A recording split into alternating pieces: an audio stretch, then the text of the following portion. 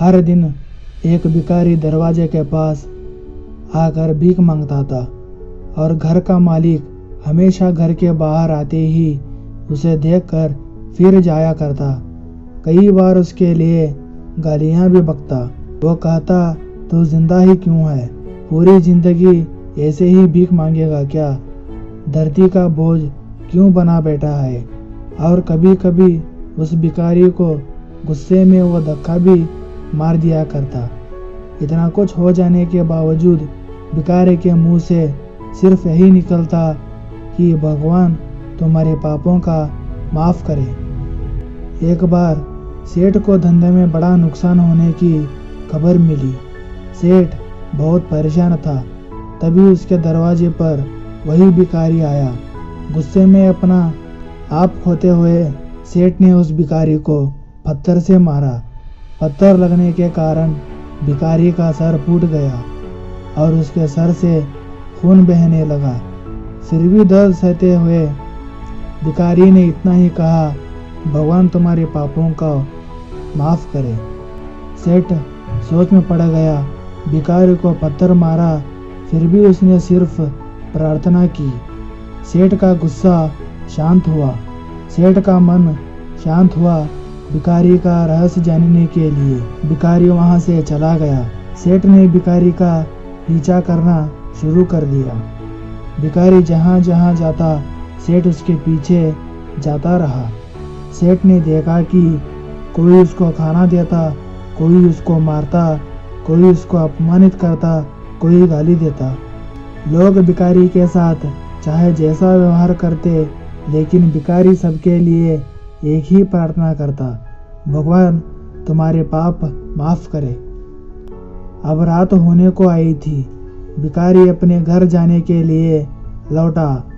वह अपने घर पहुंच गया, लेकिन सेठ अभी भी उसका पीछा कर ही रहा था।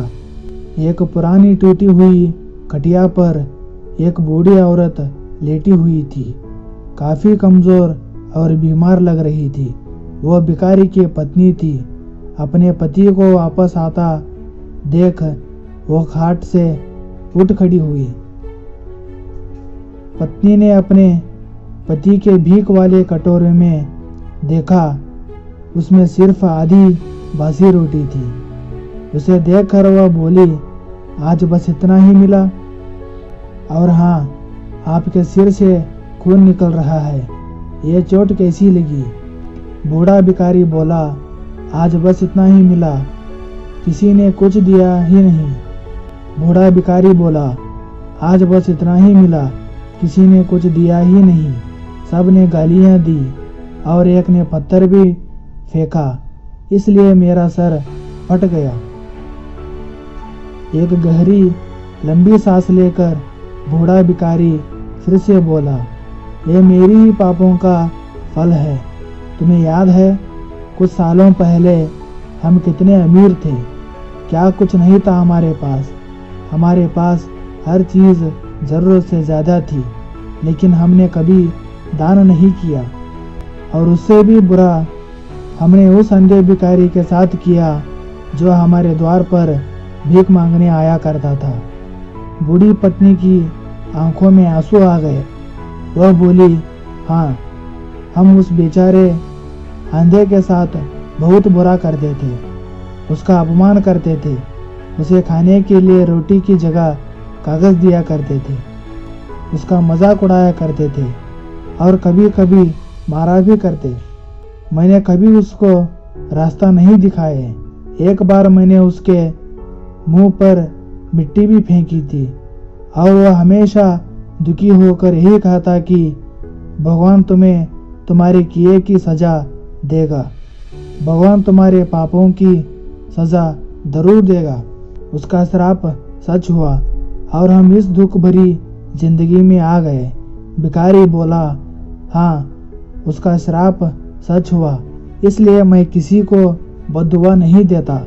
चाहे कोई मेरे साथ कैसा भी बर्ताव करे, मैं हमेशा उसके लिए प्रार्थना करता हूँ। मैं नहीं चाहता कि कोई भी हमारे जैसा जिंदगी का अनुभव करे, किसी को भी हमारे जैसा दुखों का सामना करना पड़े।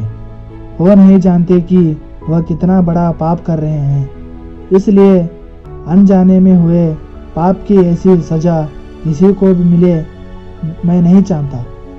सेठ वहीं पर चुप कर ये सारी बातें सुन रहा था। अब उसे सब कुछ समझ में आ गया। भिखारी और उसकी पत्नी ने वह आधी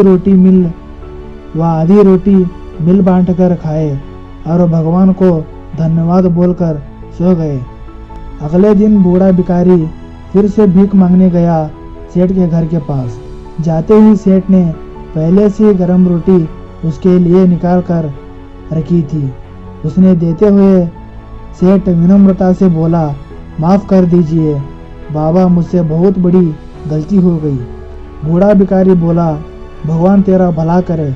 इतना कहकर वो आगे निकल गया। इस कहानी से जो सीख लेने लायक है वो बड़ी ही सिंपल है कि आदमी चाहे किसी के बारे में बुरा कहे या भला करे, लेकिन भगवान सिर्फ कर्म के हिसाब से उसके फल देता है। क्या हुआ अगर भगवान नहीं दिखता है, लेकिन यह बात बिल्कुल सच है, उसके खाते में सबका हिसाब बहुत बहुत पक्का होता है। इसीलिए जब किसी के लिए कुछ भी करो तो अच्छा ही करो।